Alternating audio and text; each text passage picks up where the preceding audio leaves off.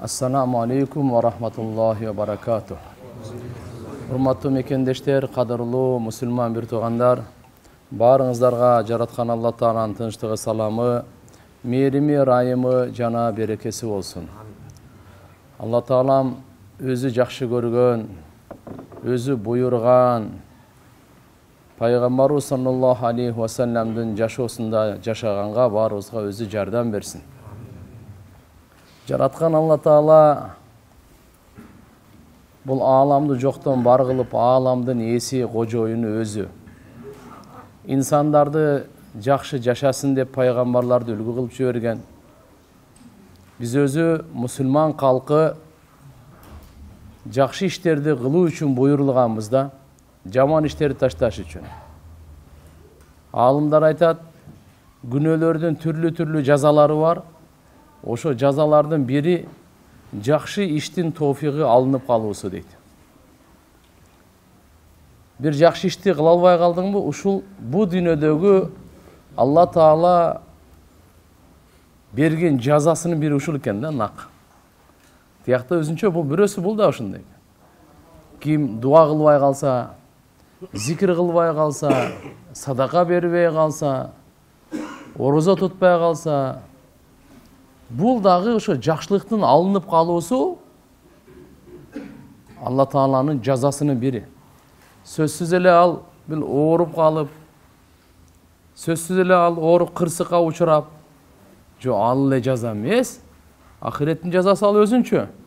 Бирок бу дүйнөдөгү жакшы иш кылбай калгандагы бул дагы бир жазанын жолу. Бул дагы жазанын бир түрү. Ошон үчүн бир адам эгерде 5 вакыт намазды жамаат менен үлгүрбөй калса, истихфар кылыш керек. Эмне себеп болду экен? Кече мен 5 вакыт намазды жамаат менен окудум эле. Бүгүн 5 вакыт намазды менде жамаат менен окуй албай калдым. Кандайдыр менден бир кемчилдик болуп калды окшойт. Алла Таала бул тофикти менен алып койду. Кече мен Куран окудум эле. 1 пара Куран окудум, жарым пара Куран окудум. Бүгүн окуй албай калдым. Бул жакшылык эмне үчүн алынып калды менен? Кече мен зикир кылгам, пайгамбарга салават айткам, истихфар тоба кылгам, кече мен 10-15 мүнөт дуа кылгам. Бүгүн андай кылбай калдым. Не себеп болду экен? Алла Таала бүгүн ошо жакшылыкты алып койду го менен. Биз дароо мусулман адам истихфар тоба кылыш керек болот. Я Алла, мага берген жакшылыгыңды тартып алба. Көбөйтүп бер. Болоду дегенде берген жакшылыгы калсын бизде. Экинчи кадам ал көбөйсүн. Ал көбөйсүн.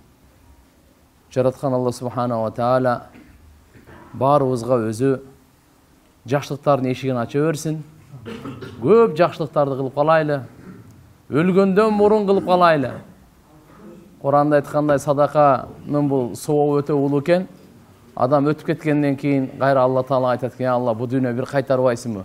Келип бир садака берип кетейин дейт экен. Эмне үчүн башка иштерди айтпайт десе, тиякта садаканын сообун көргөн да дейт. Өтүп кеткенден кийин арманда калбайлы да. Кап ушу кичине болсо дагы бебечараларга садака дегенде эле сөз акчаны ойлобоңуздар. Кийим менен деле берсек болот. Кызмат менен деле садака берсек болот. Кызмат кылып, бирөөгө жардамдаш койдуңуз, Алла үчүн акчасын албай эле. Бул дагы садака.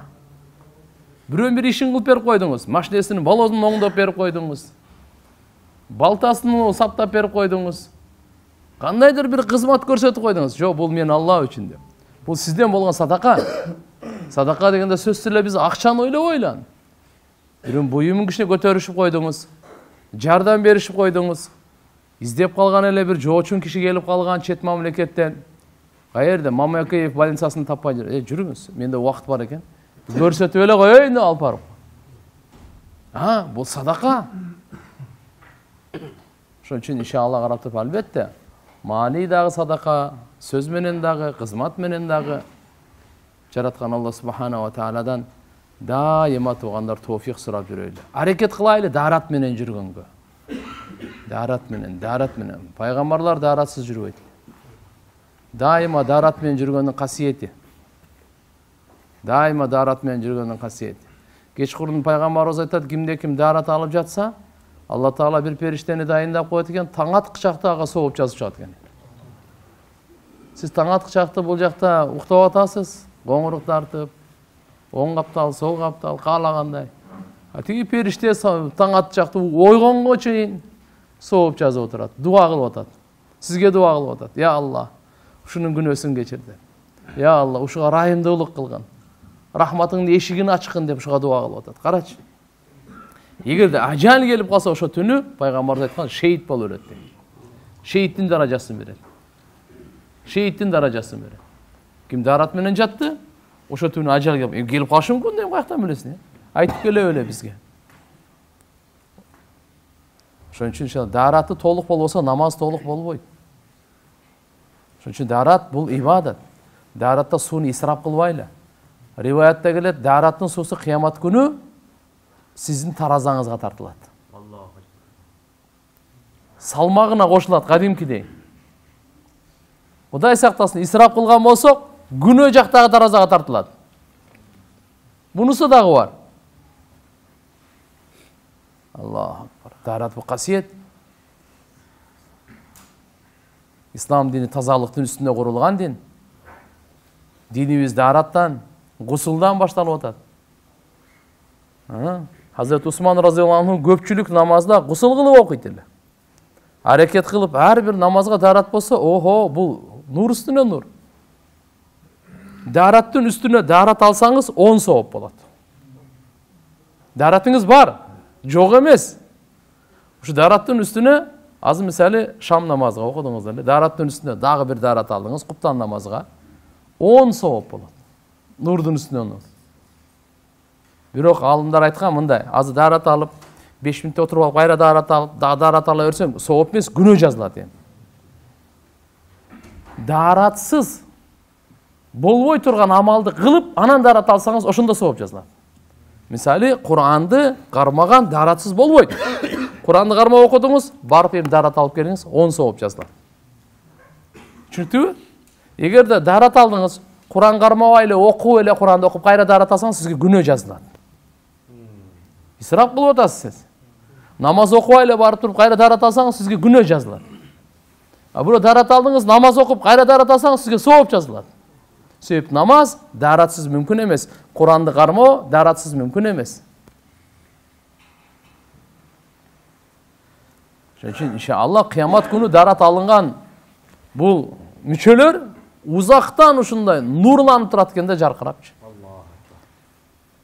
Şunun için kitaplarda жазган дарат алганда туугандар колдучу азыр көбүнчө көрүп калабыз дарат алып аткандар. Мындайынан жуйт да, андай жубак булдар. Сүннетке каршы болуп калат. Колдун суусун алып туруп, сууну ондан көтөрүп жууш керек. Бул жактан кайсыл жак менен келсе, күнөөлөр жуулат будан. Күнөөлөр түшөт. Кайра күнөөнү бул жакка төкпөңүз. Кайсы жол менен келди, ошо жол менен кетсин дары. Ошон үчүн даратты алганда, мына Subhanallah, darаттын касиети оозго суу алганда, тил менен кылган күнөөлөр, жүзүңүздү жууганда, көз менен кылган күнөөлөр, колду жууганда, кол менен кылган күнөөлөр, путту жууганда, пут менен кылган күнөөлөр, туура эмес кадам таштап койдук, ушакка таштап койдук, зулумдукка таштап койдук кадамды. Я. Мунулардын баардыгы кечирилип турат. Ар бир кадам жазылат. Ар бир кадам. Сиздин сааттан кечке басып жүрөбүз го? Ушул кадамдардын бардыгы жазылат. Бардыгы жазылат. Пайгамбарыбыз айтты, кимде ким үйүнөн дарат алып мешитке карай жөнөсө, ихрам байлап алып ажылыкка жөнөгөндөй сооп алат деди. Мешитке карай жөнөй турган болсо, ар бир кадамына бир сооп жазылат, бир күнөө кечирилет, бир даража көтөрүлөт. Адал ырыскы издегенге таштаган кадамдан өткөн жакшы кадам жок.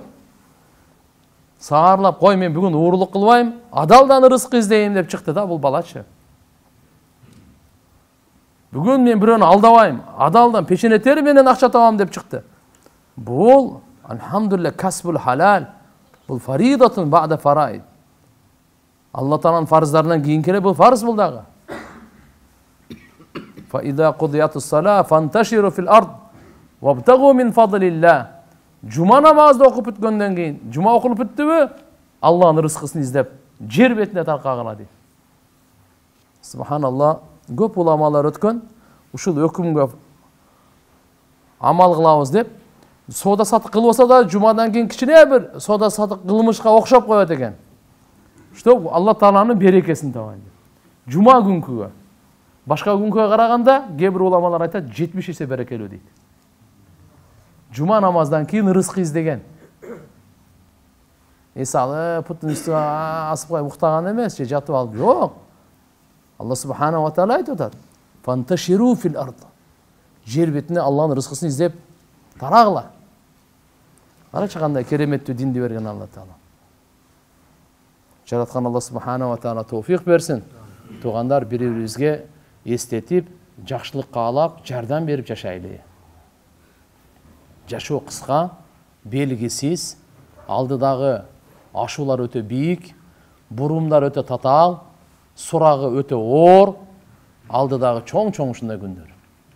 Ошого биз бири-бирибизге дайыма эстетип, эскертип, даярданайлы, жүрөктөрдү тазалайлы, ойлорубузду тазалайлы, ниеттерибизди тазалайлы, пейилдерибизди оңдойлу, бири-бирибизге болгон мамилелерибизди тазалайлы. Бул керек. Ар бирибиздин үй бүлөбүз бар, үйүбүз бар. Үй бүлөлүбүз менен биринчи ашылдерден да. Ар бирибиздин иштеген жерлерибиз бар. Алар менен дагы. Аз жашасак саз жашайлы. Татыктуу жашайлы. Берекелүү жашайлы. Алланы разы кылып жашайлы. Канча бир жараткан Алла Субхана ва Тааlanын өзүнөн алхамдулилла мына мешитке келип сабакка катышып, сабак угуп, аз болсо да алхамдулилла ушу 24 саатта киште бөлүп атасыздар. Алла разы болсун. Бул өтө чоң курбанчылык бүгүнкү күндө. Кыяматка жакын ушундай убакыт келет деген пайгамбарыбыз. Жакшылыкка чакырып, жамандыктан кайтаруучулар колунда чок кармагандай дейт. Ушунча кыйын болуп калат экен. Жакшылыкты кылуу кыйын болуп калат экен. Жакшылыкка чакыруу кыйын болуп калат экен. Жамандыктан кайтаруу кыйын болуп калат экен. Жамандыктан сактануу кыйын болуп калат экен. Ошон үчүн иншалла дайыма алган илимибизди башкалар менен бөлүшүп жүрөйлү. Башкаларга жайылтып жүрөйлү. Өзүбүзгө бекем болот. Башкаларга себепчи болобуз. Өткөнкү сабактарда Hazret Abu Bakr, Hazret Umar, Hazret Osman radıyallahu anhum ömür баяндары, алардын бу дүйнөдөгү кылган иштери, даражалары, артыкчылыгы, улуу сыпаттары, Алла Таала баалаган, пайгамбарыбыз баалаган сыпаттарын айткан элек. Алар бизге үлгү, хулафай рашидин. Алардын пайгамбар саллаллаху алейхи ва саллям айткан: "Алейкум бис суннати ва суннати хулафай рашидин." Мени сүннөтүмдү жана мени халифаларымдын сүннөттөрүн бекем кармагына деп. Ошолордун сүннөтүн бекем кармаганга буйрган. Hazret Ali radıyallahu anh айтып келаттык эле. 4-cü халифа, 4-cü имам, мусулмандардын башчысы Амирул Муминин Ali ibn Abi Talib radıyallahu anhu. Ali radıyallahu anhuну сааркы учурда жерге беришкен экен. Рамазан айында өткөн эле баласы Хасан разıyallahu anh пайгамбарыбыздын небереси жаназасын окуган экен. Куфада көмүлгөн, Куфа, Иракта. Абу Бакр, Умар радıyallahu anhuma пайгамбарыбыздын жанында булар. Усман разıyallahu anh Жаннатул Бакиде. Жаннатул Баки деп мусулмандардын жалпы көрүстөнү бар. Пайгамбарыбыздын шаарындагы Мединадагы Раузанын жанында эле. 4-cü халифа Амирул Муминин Hazret Ali radıyallahu anhu бул Куфада коюлган. 63 жашында өткөн дейт. 63 жашында өткөн. Ибн Кутайба, Hazret Ибн Кутайба айтат: Hazret Ali radıyallahu anh'нун Фатима энебизден Хасан, Хусейн, Мухсин деген 3 уулу, Умму Гүлсум, Зайнабул Кубра деген 2 кызы болгон. Фатима энебизден. Фатима энебиз пайгамбар саллаллаху алейхи ва саллям көз жумгандан кийин 6 айдан кийин дүйнөдөн өткөн. Пайгамбар саллаллаху алейхи ва саллямдын 4 кызы, 3 уулу, 3 уул, 3 кызы өзүнүн жашоосунда өткөн, көз жумган. Пайгамбар өзүнүн колу менен узаткан булардын баарын. Фатима энебиз пайгамбар саллаллаху алейхи ва саллям өлүм төшөгүндө катуу ооруганда Фатима энебиз келип атаке деп башынан кармап ыйлап, көп ыйлаба кызым. Атаңа бүгүнкү күндөн кийин эч кандай кыйынчылык болбойт деп. Дагы ыйлаган. Дүйнөдөн өтөт экен депчи. Анан кайра чакырган бери кел деп. Кулагына бир шыбырадыр, Сахih Бухариде риваят келет. Биринчи шыбырлаганда пайгамбарыбыз ыйлады. Фатима энебиз ыйлады. Бир аздан кийин анан кайра чакырды. Дагы кулагына шыбырлады, сүйүндү. Кубанды. Кийин эмне үчүн биринчи аябай ыйладыңыз? Экинчисинде аябай кубандыңыз, сүйүндүңүз десе, пайгамбар саллаллаху алейхи вассалам Фатима энебиз айтат. Биринчи айтканда пайгамбарыбыз кулагыңы тос деп, аны айткан экен. Мен жакында мынакей дүйнө менен коштошомун деп. Ошондо ыйлаган экен. Экинчисине чакырып айтканда, менин үй бүлөмдөн эң биринчи мага жолуга турган сен болосуң деген экен. Эң биринчи пайгамбарыбыз өтүп кетти, 6 айдан кийин эле Фатима энебиз өттү. Фатима энебиз тирүү кезинде Хазрет Али разияллаху анху экинчи аял алган эмес. Үйлөнгөн эмес, башкагачы. Пайгамбар саллаллаху алейхи вассалам Хадича энебиз тирүү кезинде дагы башка аял алган эмес. Хадича энебиз дүйнөдөн өткөндөн кийин, андан кийин анан алган. Хазрет Али разияллаху анху жалпысынан Фатима энебизден башкасынан 37 перзенти болгон дейт. Көп үйлөнгөн да? Бисмилlah. Айтылат 37 перзент болгон дейт. Абдуррахман ибн Аби Лейла Хазрет Али разияллаху анхудан айтат. Пайгамбар саллаллаху алейхи вассалам Хазрет Алиге бир жолу осият, насаат айтып калды. Ала уаллимук калимат иза култахунна гафараллаху лака ала аннаху магфурун лак. Мен сага ушундай бир сөздү үйрөтөйүнбү дейт. Эгерде сен ошол сөздөрдү айта турган болсоң, Али, Алла Таала сенин бардык күнөөлөрүңдү кечирет. Кечирген абалыңда да кечирет Алла Таала. Алгайсылы, ла илаха иллаллах ал-алиюл азим, ла илаха иллаллах ал-халимул карим, субханаллахи роббил аршил азим, вальхамдулиллахи роббил аламин. Ушу сөздөрдү пайгамбар саллаллаху алейхи вассалам Хазрет Алиге насаат катары айтты. Хасан ибн Али, Хасан разияллаху анху Хазрет Алинин баласынан риваят, пайгамбар саллаллаху алейхи вассалам бир жолу айтып калды. Удули саййидал араб. Арабтын мырзасын мага чакырып келгиле деди. Ким эле? Али ибн Аби Талиб. Али разияллаху анху болчу. Факалат Аиша, аласта саййидал араб? Айша энебиз айтты. Siz Arap'tın mırzası siz emezsiz bile. Dediler Peygamberimiz ayette ana sayyidu vuldi Adam. Men adam balasının mırzasımın dedi. Adam aleyhissalamdan tartıp kıyamet günü çeyin kança insan gele turgan bolsa, oşol bardık adam zattın en sayyidi, mırzası, ulusu Muhammedur Resulullah, Peygamber sallallahu aleyhi ve sellem. Öz aytkan, ana sayyidu vuldi Adam ve la fakhrali. Men adam balasının, bardık adam balasının mırzasımın. Buğa memday, Peygamber sallallahu aleyhi ve sellem, buğa bir qanday desem bir sıymıqtanıp, kıyınsınıp, aytıp jetkan jerim yok deydi. Allah uşu darajanı berdi, uşu martabanı verdi. Allah uşunday kıldı buğa. Peygamber sallallahu aleyhi ve sellem giyin Hazreti Ali'ni çakırganda geldi. Ali gelgende ansarlarga vardı. Ya ma'aşaral ansar, ey ansarlardan cemaati. Ala adullukum ala ma in tamassaktum bihi lan tadillu ba'dahu abada.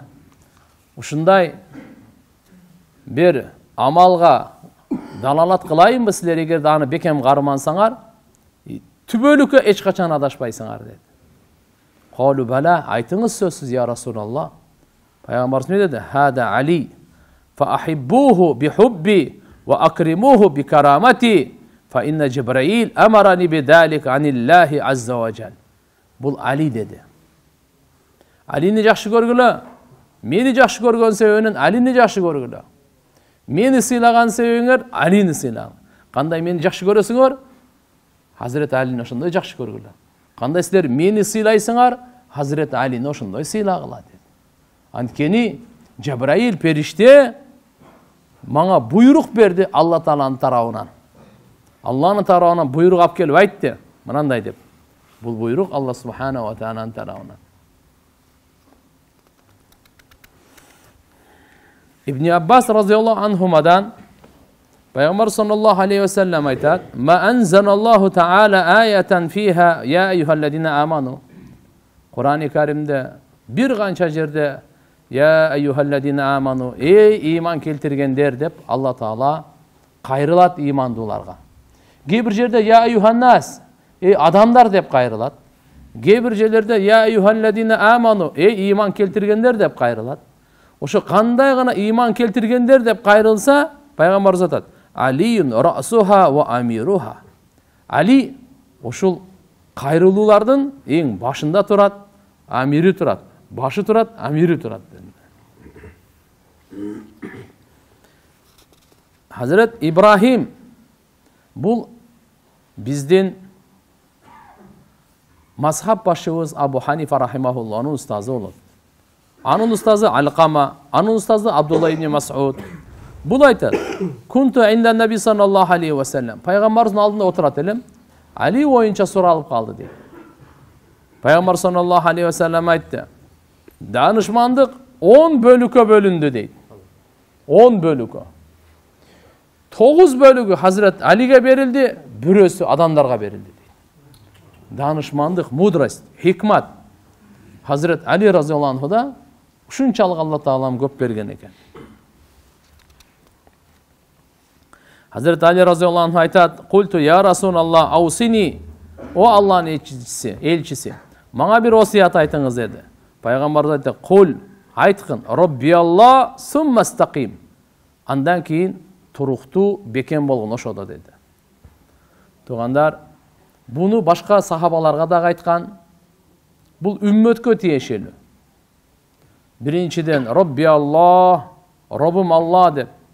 Kul amantu billah gibi rivayetlerde gelet, men Allah'a iman keltirdim. Summa istaqim, andan keyin hem turuqtu bolgon. İstikamat dep koyan.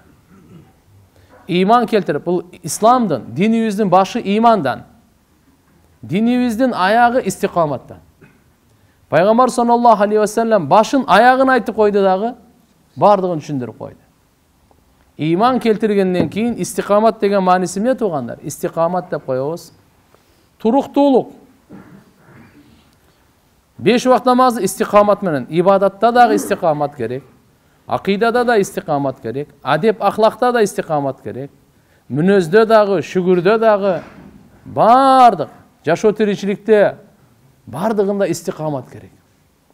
Bugün kılıp ertege taştap koyup, köp kılıp az kılıp taştap koyup андай emes da. İstikamat degeni daima bir kılşa. Ekemalı turuqtu bolu amalga. Al istikama fawqa alf karama deydi alımlar. İstikamat 1000 karamattan da jogoro. Bugün biz bir adamın karamatını görüp alsak, o deydi. Al istikamat. Demek sünnet menen daima sünnetin, daima ibadatın, özünün jaşosundagı vazifalar taştabайт da, istikamat menen eң birinci 5 vakt namazды, farzlарды каза кылбай окуу. Bu istikamat bolчу. Буга istikamat var eken. Orozası var, zeketi var, hacı var, umrası var, Kur'an'ı var, jaşosunda zikri var, jaşosunda sadakası var, istikamat. Münözünde de elhamdülillah turuqtu. Peygamber sallallahu aleyhi ve sellem bir jerde aytat, mınday deydi: "Ahabbul amal ilallah adwamuha ve in qalla." Allah Taala'ga eң süykümdü amal daima bolup turgan amal, azırak bolsa dağı. Azırak bolsa dağı, birok daima bolup turat da. Bugün köp kılıp ertege taştap koyboy. Bugün Kur'an okudunuz mu? 15 minut. Azamat, Allah razı olsun. Kança sowap aldınız, kança nur aldınız. Emi uşu gün sayın bolsun uşu. Bugün 1 saat okup koyup, ertege taştap koyup, андай emes. Bardın vakıtlarda belki bunu istikamat. Peygamber sallallahu aleyhi ve sellem Hazreti Ali'ge aytdı: "Kul, aytqın, Rabbiyallah summa istaqim." Andan keyin beken bolgun dinde, turuqtu bolgun, tayıbagın. Qala qultu Rabbiyallah. Hazreti Ali aytат: "Rabbim Allah, ve ma tawfiqi illa billah." Allah'ın jardamı menen gana men tawfiqi. Aleyhi tevakkaltu. Ağa men tayandım. Ve ilahi unib. Ağa men kaytamın. Faqala, Peygamber sallallahu aleyhi ve sellem aytdı: "Liyahdika al-ilm Abul Hasan, laqad şaribtal ilme şurban ve nahiltuhu nahlan." Hasan'dan atası Ali, sana ilimin Kuttуу bolsun dedi. Sen ilimden uşunça aldың deydi. Men seni susungdu kandırıp ilim berdim deydi. Мындай дегени Hazret Ali radhiyallahu anhu'a Allah subhanahu wa ta'ala ушундай ilim bergen. Өзү айтат, эгерде мен Фатиха сүрөсүн силерге тафсирлеп берсем, чечимелеп берсем, 70 төөгө жүк болот деген. Фатиха сүрөсүн bir сүрөнү айтып атат. Курандын bir сүрөсүн айтып атат. Мен ушуну силерге тафсирлеп берсем, чечмелеп. Bir kitep болот, китепти жыя бересиң. Тоң куржунга толо турган болгондон bir төөгө жүк кыласың, төөнү коюп берип, экинчи төөнү алып кел. Ушундайдан 70. Элиң биниңиз канча? 70 төөгө жүк боло турган канча том китеп болот? Мына ошо Фатиханын эле мен айтам, Hazret Ali айтат. Фатиханы тафсирине кирсем дейт. Bir жолу субханаллах, куптан намаздан кийин ушундай окугандан кийин, куптан намаздан кийин отурду, бисмиллахнын баасын баштады, багымдаттын азаны болду, бүтпөй калды дейт. Бисмиллахир-рахманир-рахим дегенин би деген ба деп, ба харфы ба деп коебуз. Ба деген, б деген тамганын тафсирин чечмелөөсүн баштаганда куптандан кийин багымдат болуп кетти дейт. Мынандай улумду Алла субханаху ва таала берген эле. Абдулла ибн Мас'уд радhiyallahu anhu бул пайгамбарыбыздын доорунда фатва берип турган сахаба Абдулла ибн Мас'уд улуу сахабалардан. Биздин Ханафи мазхабтын биздин негизги багытыбыз ушу сахабадан таркайт. Ушу сахабага барат. Ушу киши пайгамбарыбыздын эмне деп уккан? Бардык. Фикх маселелерибиздин бардыгычы. Ошон үчүн биз билип алайлы Абдулла ибн Мас'уд радhiyallahu anhu. Бул айтат, Hazret өзү Кур'ан Innal Qur'an unzila ala sab'ati ahruf ma fiha harf illa lahu zahrun wa batnun. Qur'ani Karim 7 dialektikada түшкөн. Lahja. Ошонун бардыгын эң маанилүү сөздүн маанисин өзүнө камтып алган эң фасих чечендиги Курайш диалектикасы болуп эсептелет. Атак жетөөнүндө түшкөн. 7 диалектикада. Ар биринде Кур'андын өз ички бир мааниси бар, сырткы мааниси бар. Ички мааниси бар, сырткы мааниси бар. Ва инна Али ибн Аби Талиб баласы, Абу Талибтин баласы Али разhiyallahu anhu индаху илму захир вал батин. Бул киши Hazret Ali. Ошо Кур'ани Каримдин ички маанисиндагы, сырткы маанисиндагы жакшы билген болгон да. Hasan balası aytat radhiyallahu anhuma. Annahu qama alal minbar. Innahu qama alal minbar. Minbarga turup Hazret Ali ötkөндөн кийин wa khataban nas adamlarga hutba aytты дагы. Wa qala mындай dedi. Laqad faraqakum bil ams rajul lam yasbiqhu al awwalun wa lam yudrikhu al akhirun bil ilm. Kana Rasulullah sallallahu aleyhi ve sellem yu'tihi ra'ya ve yab'asuhu fala yartad. حتى يفتح الله على يديه جبرائيل عن يمينه وميكائيل عن يساره ما ترك الصفراء ولا بيضاء إلا 700 درهم. Hazret Ali razhiyallahu anh dünyadan ötkөндө balası Hasan razhiyallahu anh'a халифатчылык берилген. Hasan razhiyallahu anh 6 ay халифа болуп, андан кийин анан Амир Муавияга өткөрүп берген. Пайгамбарыбыз саллаллаху алейхи ва саллям тирүү кезинде эле Hasan razhiyallahu anhu'nu maqtab, bul menin balam, eki musulmandardın çoğun toğu biri menен gelişpey kalgan. Oşolordun başın biriktire turgan bolgan. Başını eldeştire turgan bolat bol. Oşoga sebepçi bolat degen da. Kudum ушундай Hazret Ali uçurunda, Hazret Ali razhiyallahu anh uçurunda halife olup turganda bir top musulmandar çaşırandı bolчу. Eki top da özgöçö. Anan Hasan razhiyallahu anh geldi halife olup, al болсо баштарын бириктирип койду мусулмандардын башын. Хутба айтып атат. Эй адамдар дейт. Чындыгында силер коштоштуңар. Силер менен ушундай кече ушундай адам коштошту. Алгачкылар илимде аган адан өтпөгөн. Кийинкилер ага жетпеген. Пайгамбар Мухаммад алейхиссалам ага желекти берген. Соңаны жиберген, бирок ал аркага кайтпаган. Алла анын колунда жеңиш ачып берген. Жабраил периште оң жагында, Микаил периште сол жагында.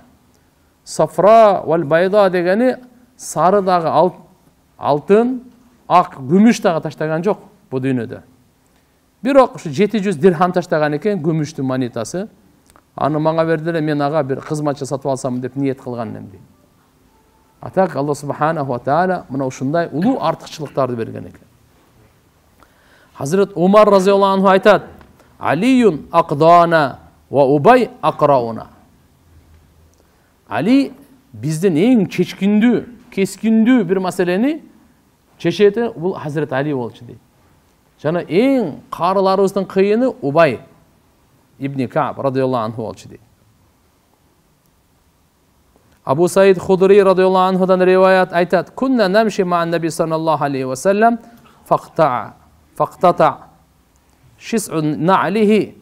Peygamber sallallahu aleyhi ve sellem mene birge biz basıp barattık ele, bir malda peygamberimizden uşul but kiyimdin jibi üzülüp ketdi deydi. Fatanawalaha Aliyun yasluhuha. Hazret Ali anı aldı, oңdoyun dep, jibi üzülüp ketdi de. Tutaştırsa gerek de.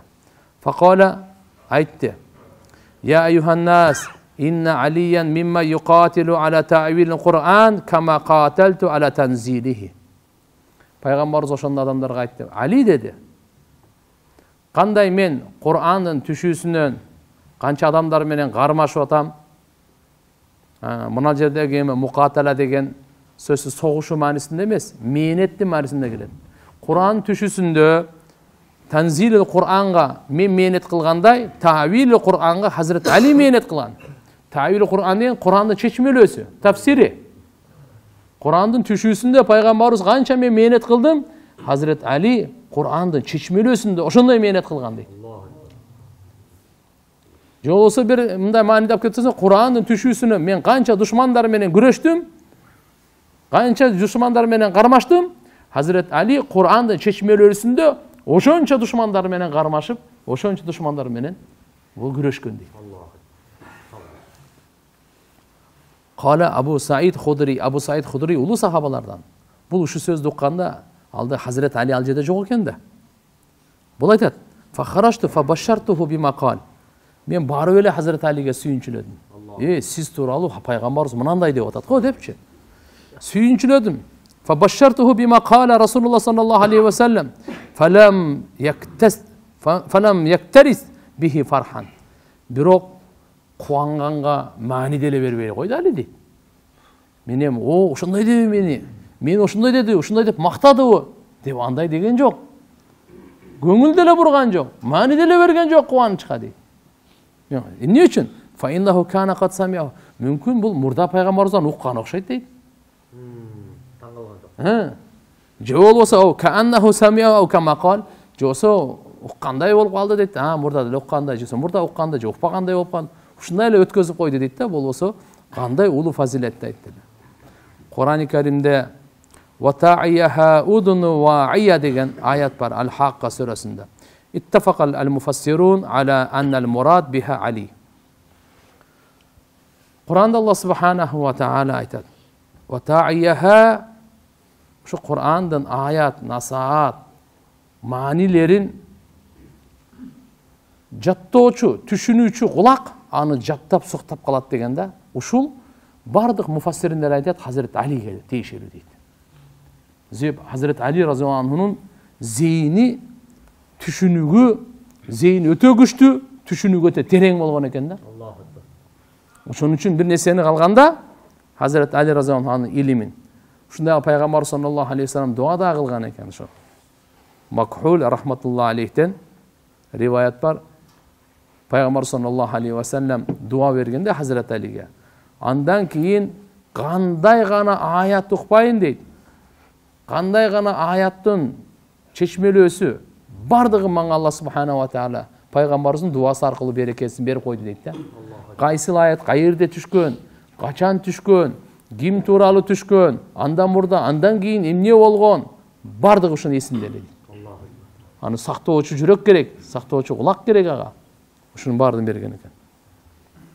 Али разияллаху анху өз айтат: "Валлахи ма назалат ая إلا وقد علمت فيما نزلت وأين نزلت إن ربي قد وهب لي قلبا عقولا ولسانا سؤولا. Hazreti Ali radıyallahu anh aytат, qanday gana ayat düşbösün, kim tuuralı, qayerde bardığın ilimini Allah Taala mağa berdi ele. Men Rabbim mağa uşunday жүрөк berdi. Tuura düşüne turgan жүрөк berdi. Jana süyley turgan til berdi deydi. Abu Said Hudri radıyallahu anhu aytat, bir jolu adamlar Peygamber sallallahu aleyhi ve sellem'e gelip Ali tuuralı arızdanıp kalıştı. Şakan nas Aliyen faqama Rasulullah sallallahu aleyhi ve sellem khatiban faqal, Peygamberimiz hutba verip aytdı adamlarga. Ne dedi? Ya yuhannas dedi. La teşku Aliyen. Sizler Ali'ge arızdan bağla. Ali tuuralı arızdan bağla. Fa vallahi Allah'a ant innehu la akhshanu fi zatillahi azza ve cel. Allah'a ant Allah Taala'nın zatı tuuralı bu öte qardu. Öte güçlü. Allah'a işenim, baylanışı öte beken bol. Bir rivayette gelet, Ka'b ibn Ucra'dan Peygamberimiz aytat, la tasubbu Aliyen. Ali'ni sökpegilesler. Hazreti Ali'ni tildebegile. Fa innehu mamsus fi zatillah azza ve cel. Antkeni al Allah Taala öte berilgen.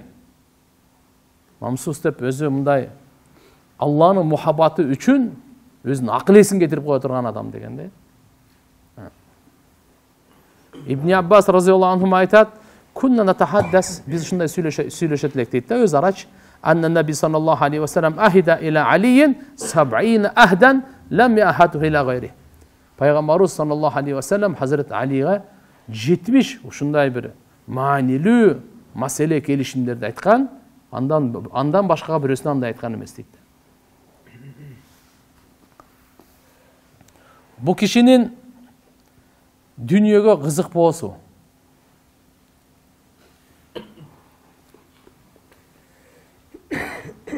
Ayub Sahtiyani'den, Mücahit rahimahullah'dan bir jolu bular aytat, haraca aleyna Ali ibn Abi Talib. Ali ibn Abi Talib razıyallahu anhu bir günü çıktı değil. Mu'taciran. Mu'taciran degende manisi al-i'ticar takviru amamatihi ala ra'sihi ma'a kashfi vastihi. Seldesin başlamında ile orup tövbesini açıp koyup uşunu mu'taciran dep koydu eкен. Kıskası aytkanda uşu bir kızmat kılayın dep, iş kılayın dep, akça tabayın dep, şu başına seldesini orup çıktı deydi. Aytты, men Medinada öte açıqa oldum deydi. Anan koy birönün işin kılıp kişine kursak toy kozbasam bolboyt dep. Fakaraştu atlubul amal fi avali Medina. Madinanın çetinde şu jaygaşkan ayıllar var. Oşol jaka men çıktım deydi. Amal talap kılıp işteyin dep. Fa ida ana bi imraatin qad jamaat madaran. Bir ayal toprak üyüp koygan eken. Al ayal olsa şu ğılayın degen eken değil mi? Su koşup toprakka ğılayılat ko. Anan Hazreti Ali radıyallahu anh söyleşiptir. Uşu işinizi kılıp bereyin. Desem akıl. Bir çoğun çakası, bir kurma. Bir kurma veret de bir çoğun çakağa yemek alasın, bir taş yiysin, bir yaka koyasın. Oşo bir kurma veret. Keyin аны men suga aralaştırıp 16 çaka yemek kıldım deydi. Koldarım emimde yeme olup ketdi deydi. Gılayız, toprak bolup keyin anan juup aldım. Bir 16'ını kıldım. Keyin anan aytıp bardым dedi, mını kolumu sunup bardым dedi. 16 kurbanı verin dedi. Berdi dedi. Anı berdi bana, eseptep berdi dedi. Fa'addat li 16 tamra, her biri eseptep berdi, mına keldi 16 dedi. Peygamberimizge geldim, kavar versem, Peygamberimiz men menen da jedi deydi. Peygamberimizge da verdim. Peygamberimiz bana dua kıldı. Jakşılıktın berekesini dua kıldı. Kebir rivayetlarda gelet, Hazreti Ali radıyallahu anhu bir jööttün, uşunday bir işin kılıp bereyin dep. Anda su çıkarуу meselesinde ne? Kuduktan su çıkarışat da. Alda jönököy emes. Burunku doğruda kıyın ele. Her bir çıkarganga birden kurma. Bir kançanı çıkardı dağı mağa boldu dep uşo kurmasını alıp ketip atat. Al jöötöt diye dağı çıkarı dağı berem. Jok mağa bu aşıkçan ne gerek var? Mağa dünya uşo kursağım toyguza turgan çıkardım boldu deydi. Tokto sen çıkarıp ber, az uşo 2'den berem dedi. Hazreti Ali de 2'den geregi jok, mağa özü kajetten büttü. Bundan aşağı kajeti bana geregi jok dep. Аммар ибн Ясир радиаллаху анху айтат: "Я Али", пайғамбарымыз айтқан екен: "Я Али, инна Аллаха та'ала қад зайянак бизинатин лам юзаййинал ибад бизинатин ахабба илаллахи та'ала минха." Пайғамбарымыз айтыптыр: "Я Али, сені Алла Таала ушундай кооздоду. Аллага сүйкүмдүүрөөк кооздук менен бенделерин бирөөнү дагы мындай кооздогон эмес" дейт. Так. "Ва хия зинатул абрар индаллах." Бул Алланын алдында абрар деп жакшы адамдарды айтат. Салих бейишке иннал абрара лафи наим ва иннал фуджара лафи жахим. Куранда абрарлар Алланын неаматтарына болот, фуджар, күнөөкөр, фасык, бузукулар алар дозокто болот деп айтат да. Ошол абрар пайгамбарыбыз айтат: "Сен бейишке кире турган абрарлардын чырайысың, кооздугусун." Az-zuhd fid-dunya. Az-zuhd fid-dunya. Faja'alaka la tarza'u min ad-dunya shay'an wa la tarza'u ad-dunya minka shay'an. Sen dunyoga hech qanday bir ziyon yetkirgen joksun. Dunyo dagı sana hech qanday bir ziyon yetkirgen jok. Wa wahaba laka hubbal masakin. Allah Taala beçaralardın muhabbatın sana tartılады. Faja'alaka tarda bihim atba'an. Jana sen ушундай кылып койду, sen аларга разы боло турган. Wa yardawna bika imaman. Алар сен имамчылыгыңа разы боло турган. Бул пайгамбар саллаллаху алейхи ва салламдын Хазрет Али разияллаху анхуга айтып аткан сыпаттары. Zuhud деп коет. Zuhud дегени тугандар бул улуу Алла Тааланын сыпаты, бендесине берген сыпаттардын бири да. Zuhud. Пайгамбарыбыз өзү захид болгон. Абу Бакр, Умар, Усман, Али бардыгы захид болгон. Мен бүгүн эмени карасам, словарды карасам, захид деген сөздүн кыргызчасы зайыттык, заид деп коет экен бизде деле. Биринчи жолу угушум мен бирок. Ошол эмеде бизде эми аскет деп коет го. Аскетизм, аскет деп. А так бизде ошо заид деп коет экен буну. Захидти бизде заид деп коет экен. Хасанды Асан, Хусейн, Үсен дегендей эле. Мына жерде мен таң калдым мына. Ушуну бизде кыргызча ошо заид деп коет экен. Заидтык деп коет экен муну. Зохуд. Ада арабтар болсо мисалы буну захид дейт. Д менен захид. А кыргыздар болсо заид деп т менен айтат экен да. Машалла, мындай сөз бизде бар экен. Аскет. Демек, Алла Тааланын берген жетишээрлик ырыскыга разы болуп, каниет кылып, дүниөнүн башка рахаттарын таштап коюун айтат да. Зохуд деп. Ушуда эң мыкты Хазрет Али разияллаху анху болчу да. Канчалык зарылчылык менен болсо болду, анын ашчасы кереги жок дейт эле да. Али ибн Аби Талиб разияллаху анху айтат: "Кала Расулуллах саллаллаху алейхи ва саллям мындай деди: "Ман захида фи дуnya алламахуллах била ta'allum bila ta'allum wa hadahu bila hidayatin wa ja'alahu basiran wa kashafa anhu al-'ama." Zakarahu al-Minawi fi Fayz al-Qadir. Пайгамбар саллаллаху алейхи ва саллям мындай деген экен: Кимде ким дүниөдө заидтыкты тандаса, то есть аскетизм, ушуну тандай турган болсо, Алла Таала ага илим берет, эч кандай таалимсиз. Бирөөдөн албай эле Алла Таала ушуну илим берет дейт ага. Алла Таала ага хидаят берет, била хидаятин. Бирөөнү себепчи кылбастан туруп Алла хидаят берет ага. Канча хидаятсыз андан жогоркудан. Анан ва жа'алаху басира. Алла Таала аны көрөгөч кылып коет экен. Жана андан Алла Таала сокурдукту ачып коет дейт. Сокурдук деген Кур'ан-ы Каримде Алла субханаху ва таала айтат: "Ман кана фи хадихи а'ма, фа хува фил ахирати а'ма." Ким бул дүйнөдө сокур болсо, ал ахиретте да сокур болот дейт. Ким бул дүйнөдө көзү көрү болсо, ал ахиретте да көзү көрү болот.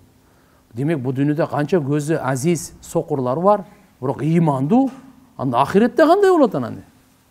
Bunun manisi gözdün sokurluğu emes, жүрөктүн sokurluğu. Tuğandar, жүрөктүн sokurluğu gözdün sokurluğundan korkunçturak. Korkunçturak. Emnenin sokurluğundan eken? Hakikatты, hidayattan sokur bol. Hakikattan sokur.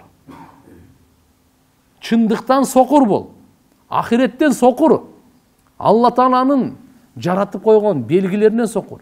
Ушу асманды көрүп да бир да ой кеткен жок да, ушуну ким жаратты депчи. Кантип турат? Канча бийиктикте, канча кеңдикте, канча бышыктыкта. Эч кандай бир жерде тешиги жок. Карасаң көзүң менен карай берип, көзүң чарчайт. Жерди ушундай кылып жаратып койгон. Ойлогончо Аллахнын кудуретинин белгилерине ой жүргүзгөн жок. Ахиринде Алла субханаху ва таала Кур'ан-ы Каримде айтат: Афалам ясиру фил ард. Жер бетине киши кыдырып көрбөй булар. Буларда жүрөк барбы кишине түшүнө турган? Көрө турган көз барбы, кулага турган кулак барбы? Буларда ошо жок экен деди. Кур'анда Алла субханаху ва таала айткан: Фа иннаха ла та'мал абсар, валакин та'мал кулубул лати фис судур. Булардын көздөрү сокур эмес, көкүрөгүндөгү жүрөктөрү сокур деген. Көкүрөгүндөгү жүрөктөрү сокур. Алла Тааланын кудуретинин белгилерин көрүүдөн сокур. Башка жерде Алла Таала айтат: булардын көзү бар, бирок көрбөйт, кулагы бар, укпайт. Жүрөгү бар, түшүнбөйт, акыйкатты түшүнбөйт. Мына көз турат го, көрө эле турат. Жок. Акыйкатты көрбөйт, акыйкатты укпайт, акыйкатты түшүнбөйт дейт. Улайка кал анам, булар төрт бүттүү айвандар дейт. Балхум адал, адам дагы өтүп кеткен дейт. Айван дагы өзүнүн кожоюнун тааныйт. Айван акылы жок, айван дагы иттин акылы жок, мышыктын акылы жок, аттын акылы жок, уйдун акылы жок буларда. Буларда акыл жок буларда.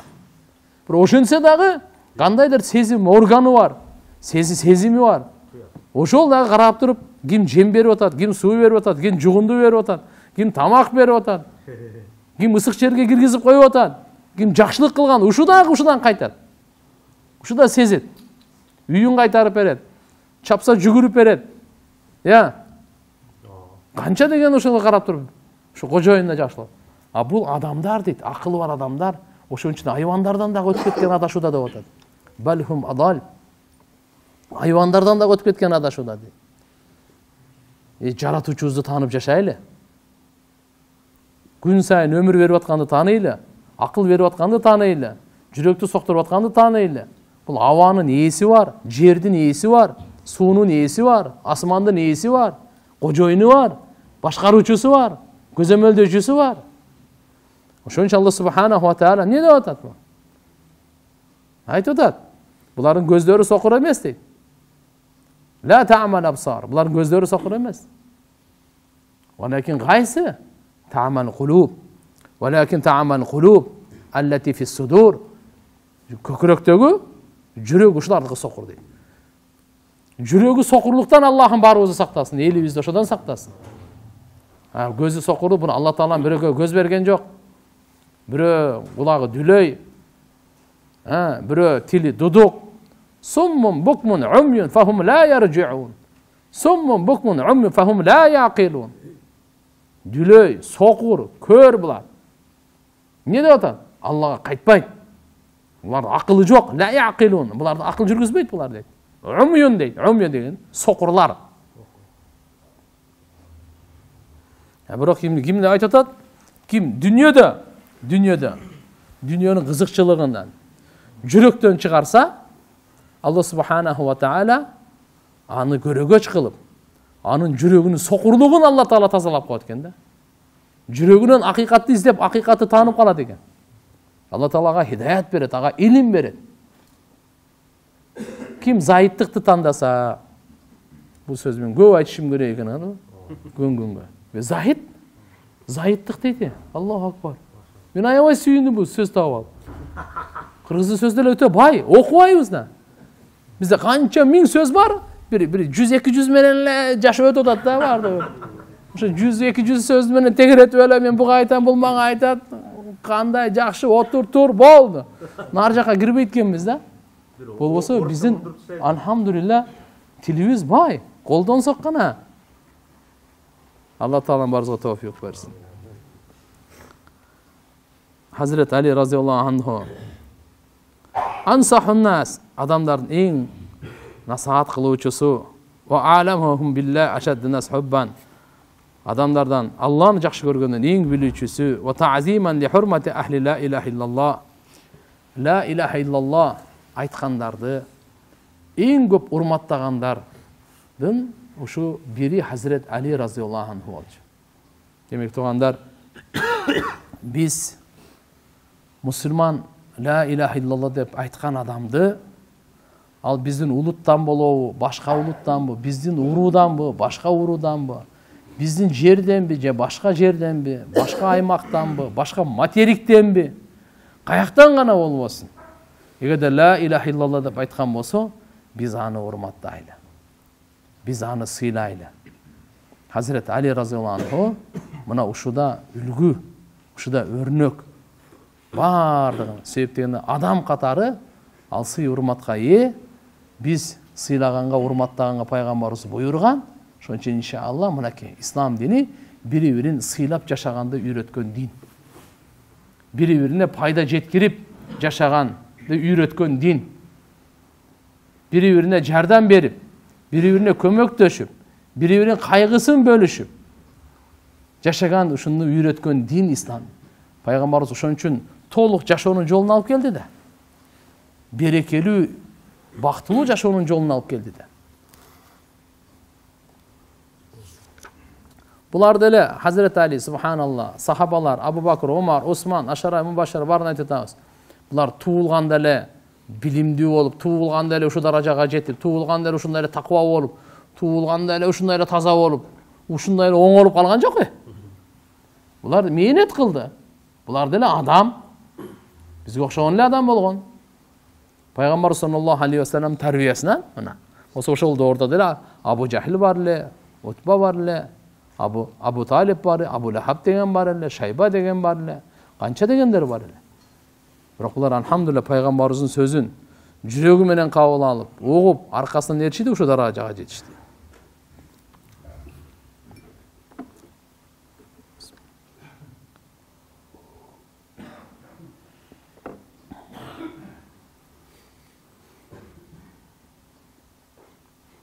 Hazret Ali radıyallahu anhu aytkan eкен: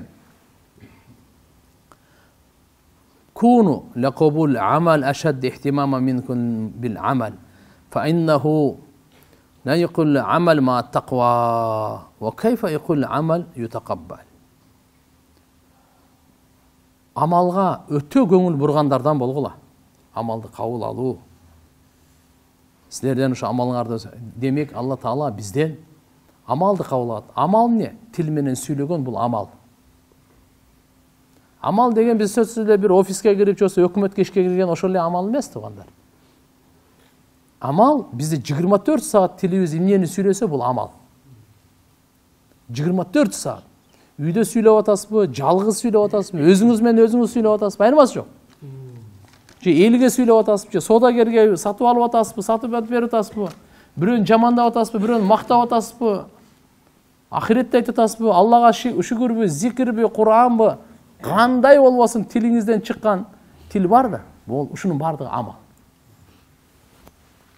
Бул бир. Экинчиси, күн сайын биз жеп атабыз, ичип атабыз. Жейбиз, ичебиз. Өзүбүз таап, өзүбүз жеп ичебиз. Бирөөнүкүн таап, же бирөөнүн сыйын, урматын көрүп, ал жерден ичебиз. Бирөө бир нерсе жедирет. Туган, ойлонуп жейле, алдыга келгенде эле ура бербей. Максат эптеп эле ашказанды толтуруу эмес да. Сиз мени сыйлап атасыз, бирок каяктан таап атасыз? Бул арак сатып, чочко сатып, кумар ойноп, уурдап, бирөөнүн көз жашын төгүп, зулумдук кылып, акча таап, сүткорлук кылып, анан мага жедирбей эле турабы? Сиз ойлобоңуз да. Козу кирил экен деп элечи. Ол козу кирил эмес ал. Ал уу. Ал ахиретти талкалай турган нерсе, дуаны талкалай турган нерсе, ибадатты талкалай турган нерсе. Биздеги бардык ибадаттын пайдубалы алкымдын адалдыгында. Алкымы арам болсо адам Аллага жакындай албайт, ибадат кыла албайт.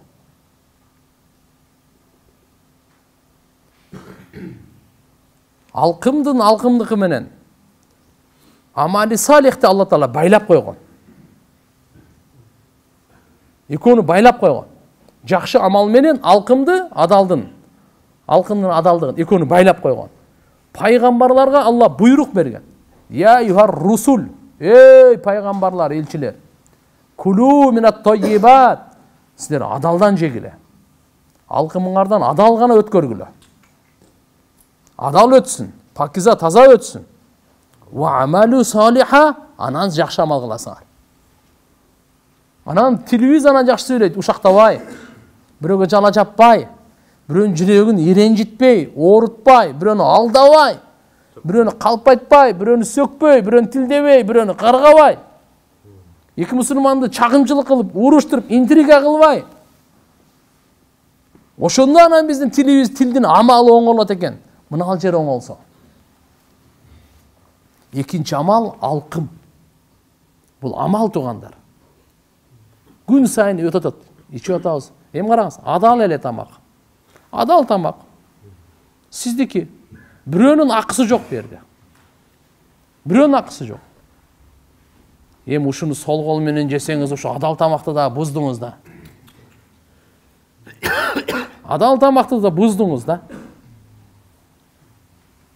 Адал тамакты адал жол менен жейли. Кол менен жакшы, бул колдун амалы. Кол тамактай эле эмес, учурашканда дагы, жардам бергенде дагы, кат жазганда дагы, чечим чыгарганда дагы, таразага тартканда дагы, кол ушу сажда кыла турган кол болсун, Куранды кармай турган кол болсун, Аллахны эстей турган, зикир кыла турган манжалар болсун. Пайгамбар саллаллаху алейхи ва саллям айтат: "Манжаларыңар менен субханаллах, алхамдулилlah, Аллаху акбар тартып жүргүлө" дейт. Кыямат күнү ушулар күбөлүккө өтөт дейт. Тилиңиз сүйлөбөйт, мыналар күбөлүккө өтөт. Оң кол менен садака берип туруң дейт. Ушул кол менен садака берген. Пайгамбарыбыз айтат: "Өзүнүн колу менен ырыскысын тапкан дан дагы адалыраак ырыскы жок" дейт. Кээде белек берет мага, кээде садака берет мага, кембагал болсоң зекет берет. Кээде тугандарыңан атаң өлүп калса, же болсо балаң өлүп калса, же болсо аялың өлүп калса, бир тугандарың жана башка мурастан келип калат сага. Бул деле адал. Адал бул. Олжодон тийип калат. Бул деле адал. Бирок колуңуз менен тапкан, өзүңүздүн мээнетиңиз менен, кесибиңиз менен тапкан андан адалыраак ырыскы жок. Мейли, сиз кызмат менен таап атасыз, акылыңыз менен таап атасыз, сөзүңүз менен таап атасыз, бирөөгө бир нерсе кылып, ортомчулук кылып таап атасыз, кетмен чаап таап атасыз, бир нерсе сатып таап атасыз, бирөөнү таксовать этип таап атасыз, ден соолугун карап таап атасыз. Эчтеке эмес. Бул кол менен тапкан мээнет деп коет муну. Мык кагып атасызбы, тазалап атасызбы, бирөөнүн идишин жууп берип атасызбы, же болсо кандай болбосун? Бул пешенеттер менен табылган акча бул. Демек, амал тилдеги биринчи, алкым экинчи. Бияк өткөзгөндө ойлонуп өткөзөлү. Өзүмдүкүн дагы, башкалардыкын дагы. Себеп бул кыямат күнү буга жооп берем мен. Жооп берем. Ушуга эмнени өткөзгөнгө жараша менин дуам, эмнени өткөзгөнгө жараша менин ибадатым. Ошого жараша болот. Ошого жараша болот.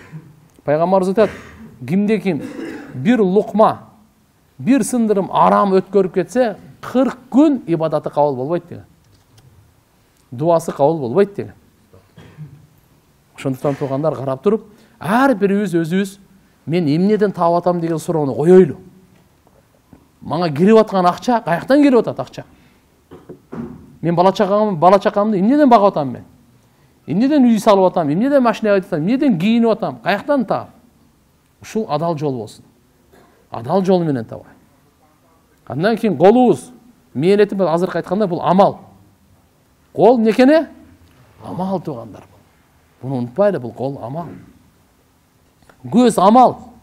Көзүбүз 24 саат уктап эле калбасак, көзүбүздү ачтыкпы? Амал. Мейли сиз телевизорду көрүп атасызбы? Жылаңачтардын бардыгы. Телефондон көрүп атасызбы? Жаман нерсени көрүп атасызбы? Жакшы нерсени көрүп атасызбы? Көзүңүз амал кылып атат. Көзүңүз амалда. Көзүңүз амалда. Жөн эле картинабы, же журналбы, же Куранды көрүп атасызбы? Эмнени көрүп атасыз? Эмнени карап атасыз? Каякты карап атасыз? Көздүн бардыгы жазылат. Көз менен эмне кылып атасыз жазылып атат. Алла. Көз бул амал. Ойлобоңуз. Мен сүйлөсөм эле жазылат экен, унчуп бара жүрө берейин, көз менен жасай берейин ар жакта. Тияк бияктарды көрүп кое берейин деп. Жок. Алла көзгө буйрук берген. Göz kıyamet günü inne sam'a vel basar vel fuad ulaika kanu anhu mas'ula uşlardığın bari biri soralat doğanda. Kullu ulaika kanu anhu mas'ula uşlardın her biri soralat. Göz özünçe soralat. Kulak özünçe soralat. Jürek özünçe soralat. Özünçe soralat. Demek doğanlar inşallah bu amal. Қолдық амал, көздік амал, құлақтағы амал. Құлақтағы амал. Емнен ұғып атасыз, жооп бересіз ерте қиямат күні. Құлағыңыздан емнені кіргізіп атасыз? Жалғандыбы, ақиқаттыбы, Құрандыбы, музыканыбы, ушақтыбы, жақсы сөзді ертеге құлақ арқылы нені кіргізіп атасыз? Сіз емне үшін рұқсат бердіңіз жаман нәрсені кіргізгенге? Құлақ сіздікі болчу. Олар сіздікі болчу. Қанша сахабалар бар, субханаллах. Пайғамбар саллаллаху алейхи ва саллям өткенгі сабақтарды өтпедік пе? Атай ұзақтан келіп, алар айтады, бізде бір ушундай бір жаңы пайғамбар шыққан. Аға еш жол ұқпа, еш сөзін ұқпа.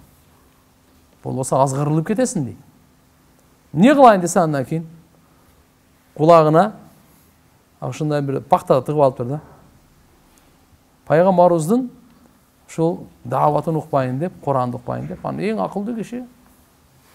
Не дейт ана, не карап өзү ойлонду, мен жин эмесмин го, мен акылым жайында го. Алла эне алып буну.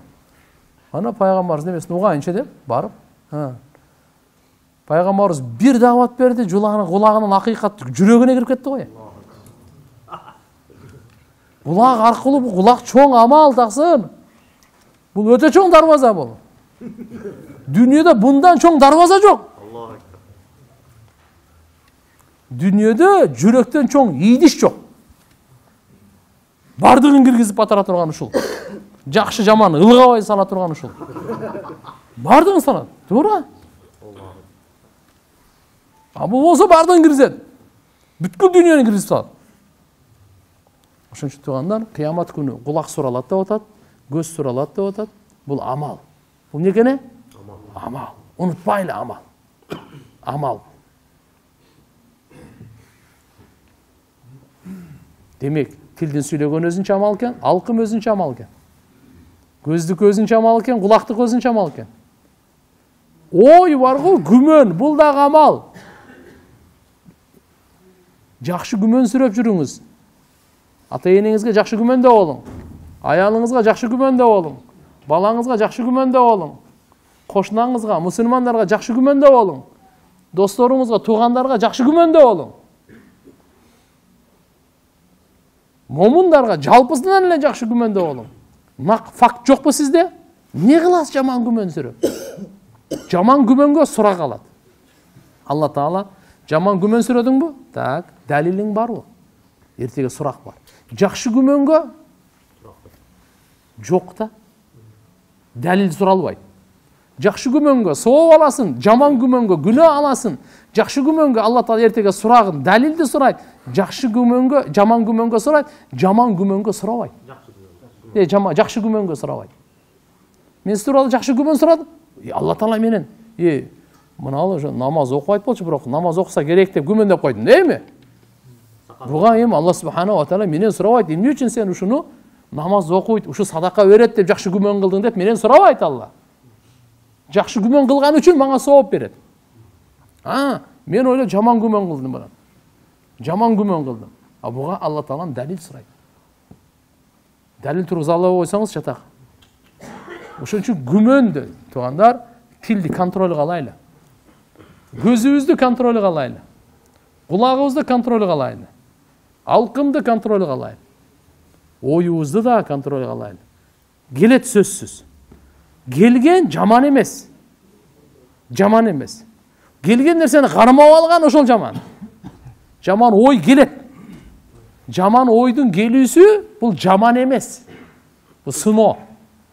Бирок жаман ой келгенден кийин кетирбей кармап алуу мына ушу жаман. Же жаман ойду чакыруу ушул жаман. Ошон үчүн буга күрөшүш керек. Ой менен күрөшүшүбүз керек. Жокто. Мен жакшы күмөнсүрөйм. Жакшы адам. Нафс айтат, каякта жакшы сен көрүп атпайсыңбы? Каякты көрүп атам дейсиң сразу. Бул да демек, бул да камал. Колду камал, путтуку да камал. Каяка басканды билип жүрөйлү. Ар жерге эле баса бербейли. Ар жерге эле бара бербейли. Ар жерге бара бербейли. Путубуз мусулмандардын пайдасына бассын. Мусулмандардын пайдасына бассын. Алла разы болсун, машаалла. Иншалла кайсы адамдардын путу менен, колу менен мусулмандарга пайдасы жетсе, бул кандай бактылуу адам. Бирөөдө Алла Таала мал берди, мал мүлк берди. Туган, дүйнөгө алып кетпейсиң аны ахиретке. Ошону иншалла туугандарыңызга, кембагалдарга бөлүшө жүрүңүз. Алардын дуасын аласыз, рахматын аласыз, Алланын разычылыгы, берекеси. Ушундай адамдар бүгүн жок эмес, алхамдулилля, бар мындайлар.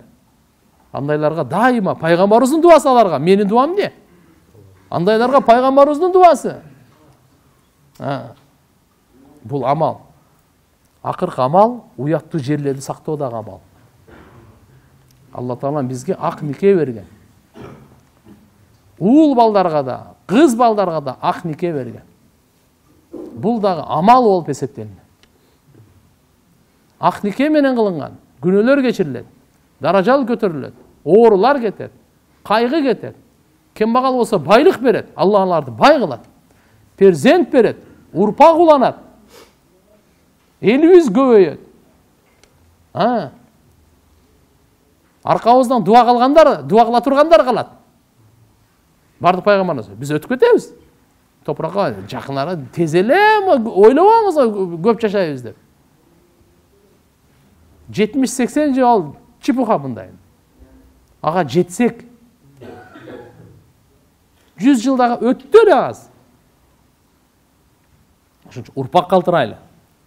Бирок кандай урпак калтырайлы? Ак нике менен, арам жол, ойноштук менен, зына менен, достошуу, тияк бияк. Бул өтө чоң кесип, Кудай сактасын. Ошо амалдарга иншалла бир бекем бололу.